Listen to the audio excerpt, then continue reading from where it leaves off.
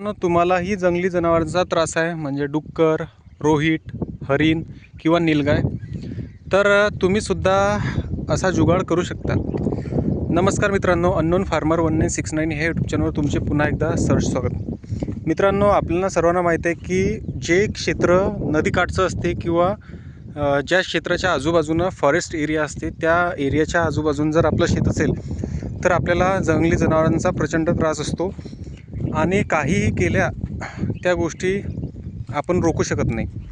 मग त्याला आपल्याला एकच पर्याय असते की आपल्या संपूर्ण क्षेत्राला वॉल कंपाऊंड करणे. आज जर म्हटलं तर संपूर्ण क्षेत्राला वॉल कंपाऊंड जर करायचं म्हटलं तर साधारणतः तुम्हाला 1,00,000 रुपये हे 1-1.5 एकराच्या क्षेत्रासाठी लागतात. त्यामध्ये तुमचे तार, कंपाऊंड, सिमेंट सगळ्या गोष्टी त्याच्यामध्ये होतात.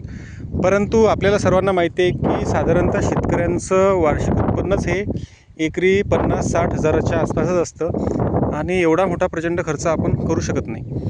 परंतु आपल्याला जर जुगाड काही करता आला तर आपण निश्चितच तो जुगाड करून त्या परिस्थितीचं काहीतरी थोडंफार तरी आपल्याला फायदा होईल अशा गोष्टी आपण करू शकतो. आता याच्यामध्ये जर म्हटलं तर आपण मागच्या वर्षी म्हणजे ह्या क्षेत्रामध्ये आपण जिथं उभा आहोत तर या क्षेत्रामध्ये आपल्या अशा 4-5-6 ओळी पूर्णपणे हरणांनी खाऊन टाकल्या होत्या अर्ध्या.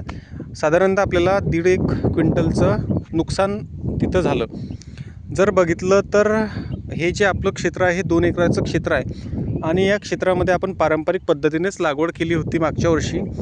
परंतु जे पारंपरिक उत्पन्न होते आपल्याला एकरी 4 क्विंटल 4.5 क्विंटल, तर त्यापेक्षा निश्चितच आपल्याला 1-1 क्विंटल याच्यामध्ये जास्त उत्पन्न झालं. म्हणजे आपल्याला जो ॲव्हरेज लागला तो 5च्या आसपास ॲव्हरेज लागला आणि ते नुकसान झालेलं होतं ते वेगळं. म्हणजे जर तसं पकडलं तर आपल्याला एकरी 6 क्विंटलच्या आसपास इथं ॲव्हरेज अपेक्षित आहे पारंपरिक.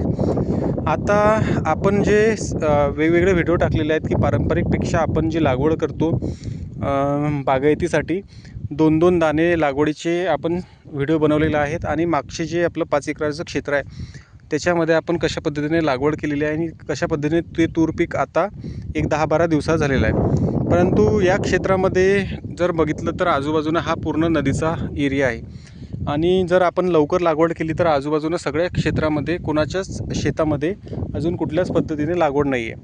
त्यामुळे जे काय जंगली प्राणी आहेत ते आपल्या शेतामध्येच इथं एकंदरीत हल्ला चढवतील किंवा कुठलंही आपण जर पीक पेरलं तर आपल्याच या शेतामध्ये ते विध्वंस करतील.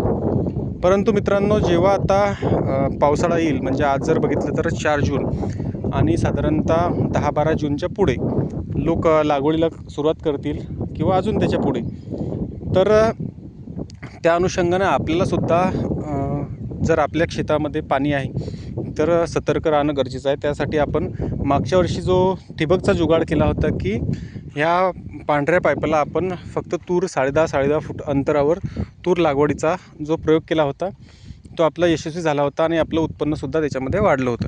आता यावर्षी आपण थोडी लवकर लागवड करून निश्चितच ह्या क्षेत्रामध्ये आपल्याला 8-10पर्यंत एकरी उत्पन्न कसं होईल ते आपण बघणार आहोत.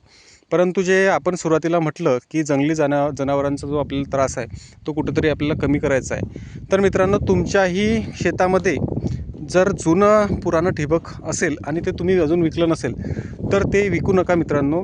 आणि काय करा की अशा पद्धतीने जे तुमच्या बांधावरती झाडं आहे तर झाडांना बांधून मधात जर कुठं जास्त अंतरावर झाड असेल तर कुठंतरी अशी खूट ठोकून तुम्ही त्या नळ्या पूर्णपणे बांधून घ्या. आता आपण इथे जे आणलेलं आहे आपलं हे जुनं ठिबक आहे आणि चांगलं ठिबक आहे. 10 वर्ष उलटूनही, परंतु गाळ वगैरे त्याच्यात साचल्यामुळे आपलं जे धरणाचं पाणी आहे त्याच्यामध्ये आपल्याला गाळ असते आणि याला एकच छिद्र होतं, त्यामुळे हे लवकर आपलं खराब झालं होतं. 12 mmचं आपलं ठिबक आहे, परंतु ह्याच्या नळ्या अजूनही चांगल्या जशाच तशाच आहे.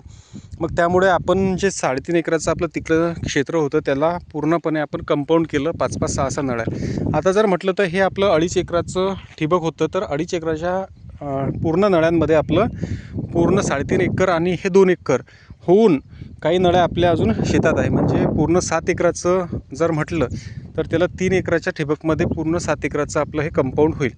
आता कित्येक शेतकरी याच्यामध्ये कमेंट करतील की तुम्ही ते लावलं तरी तुम्हाला पाहिजे तसा फरक पडणार नाही, परंतु आपण लावून बघू किंवा काय त्याच्यामध्ये आपल्याला फरक पडेल ते सुद्धा आपण बघू.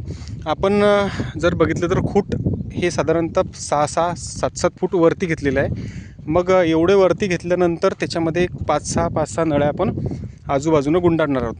आता एक 2-3 दिवसातच आपण पूर्णपणे याला नळ्या गुंडाळू.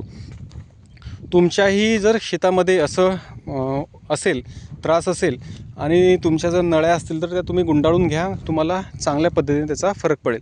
हा पूर्ण जुगाड आहे. आपण जुगाड करतच ह्या सगळ्या गोष्टी, म्हणजे जे काही जुनं पुराणं मटेरियल आहे त्याचे आपल्याला पैसेसुद्धा जास्त येत नाही. आता तुम्ही जर हे ठिबक विकून टाकलं तर भंगारच्या बरोबर म्हणजे 1-2-3 हजारात तुम्हाला तेवढं ठिबक किंवा 5,000 जास्तीत जास्त, याच्या पलीकडे तुम्हाला त्याच्यावरती पैसे भेटत नाही. परंतु तेवढ्याच रुपयामध्ये तेवढ्याच ह्याच्यामध्ये तुम्हाला कित्येक वर्ष टिकून राहण्याचं असं वॉल कंपाऊंड होईल. जर 6-6 नळ्या याला बांधल्या म्हणजे इथनं खालपासून तर इथपर्यंत, आता हे जे आहे हे 6-6.5 फूट आहे पूर्ण, तर एवढ्यावरती तुम्ही जर अशा विरळ किंवा दाट 6-1 नळ्या जर याच्यावरती बांधल्या तर लिंबाच्या झाडापासून इथपर्यंत, इथून परत मधातपासून लिंबाच्या झाडापर्यंत आणि परत मधात आणि लिंबाच्या झाडापर्यंत पूर्ण असं जर कंपाऊंड करत घेतलं आणि इकडून पूर्ण आपलं असं तर निश्चितच काहीतरी आपल्याला याच्यामध्ये फरक पडेल.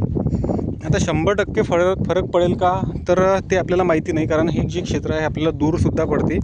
रोज आपला जर वावर असला, रोज जर आपलं येणं जाणं असलं तर निश्चितच त्याच्यामध्ये आपल्याला फरक पडते, परंतु आपलं ज्या क्षेत्रामध्ये 8-10 दिवसातून येणं जाणं असते. ह्या गोष्टी करणं अत्यंत गरजेचं आहे जर तुम्हाला असा प्राण्यांचा त्रास असेल तर. मागच्या वर्षी आपलं खूप सारं नुकसान झालं होतं तरीसुद्धा आपल्याला उत्पन्न बरं झालं होतं, परंतु यावर्षी आपल्याला लवकर लागवड करून एकंदरीत उत्पन्नसुद्धा जास्त घ्यायचं आहे. आणि ह्या 2 एकराचा आपण नवीन ठिबकसुद्धा घेतलेला आहे, तर त्याचीसुद्धा आपण व्हिडिओ याच्यामध्ये टाकू.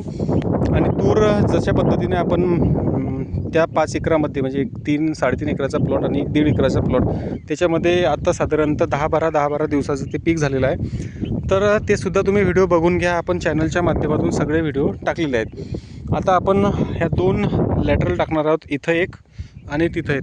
मागच्या वर्षी आपण एकच टाकली होती आणि फक्त तूर पिकासाठी आपण पाणी देण्याचा जुगाड केला होता, त्यामुळे ते चाललं होतं. परंतु यावर्षी आपण तूर पीक काढून म्हणजे तूर पीक घेता त्याच्यामध्ये आपण 2 लॅटरल टाकून सोयाबीनचा सुद्धा प्रयोग करण्याचा प्रयत्न करणार आहोत.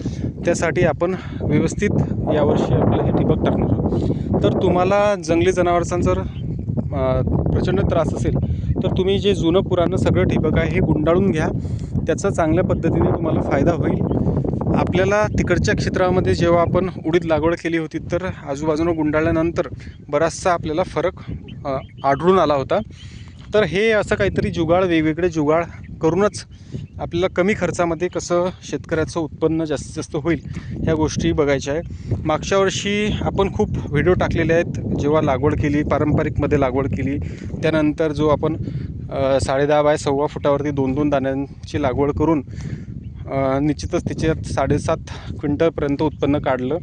परंतु ते लागवड जी होती ती आपली लेट असल्यामुळे आपल्याला पाहिजे असं उत्पन्न झालं नाही, म्हणजे आपल्याला जे 10-12 क्विंटल उत्पन्न व्हायला पाहिजे होतं ते आपलं झालं नाही. यावर्षी आपण त्याची लागवड लवकर केलेली आहे, तर निश्चितच आपल्याला आपण जो ॲव्हरेज धरलेला आहे एकरी 10 क्विंटल तर तो होईल. त्या पद्धतीने आपण सगळे व्हिडिओ त्याच्यामध्ये टाकणार आहोत. आता उद्या परवा आपण एक सेपरेट व्हिडिओ बनवून त्याच्यामध्ये आपण खत आणि त्याचबरोबर बुरशीनाशक किंवा ट्रायकोडर्मा ह्या सगळ्या गोष्टी, ॲडव्हान्टेज नावाचं एक चांगलं ट्रायकोडर्मा येते, तर ते वापरून आपल्याला त्याच्यामध्ये पंपाच्या माध्यमातून सोडायचं आहे. पुन्हा एकदा तुम्हाला जर व्हिडिओ आवडला तर लाईक करा, सबस्क्राईब करा, शेअर करा आणि कमेंट करायला विसरू नका की कशा पद्धतीने याच्यामध्ये आपल्याला फायदा होईल की अजून दुसऱ्या गोष्टी होतील. परंतु जे काही क्षेत्र आपलं मागच्या वर्षी हरणांनी उद्ध्वस्त केलं होतं तर त्यासाठी आपल्याला काहीतरी उपाय म्हणून ह्या गोष्टी करायच्या आहे. जर आपल्याकडे जास्त पैसे असते तर आपण पूर्ण कंपाऊंडच करून घेतलं असतं, परंतु ते परवडणारंसुद्धा नाही आहे. तर त्यासाठी आपण जो काही हा जुगाड केलेला आहे, तर तो जो जुगाड तुम्हाला आवडतो का, किंवा कोणी असा जुगाड केलेला आहे परंतु त्याचा काय दुष्परिणाम आहे किंवा काय आहे ते सुद्धा कमेंटच्या माध्यमातून सांगा. व्हिडिओ आवडला तर सबस्क्राईब करायला विसरू नका, जेणेकरून सगळे व्हिडिओ तुमच्या डिस्क्रिप्शन बॉक्समध्ये येतील. भेटूया नवीन व्हिडिओ घेऊन, तोपर्यंत धन्यवाद.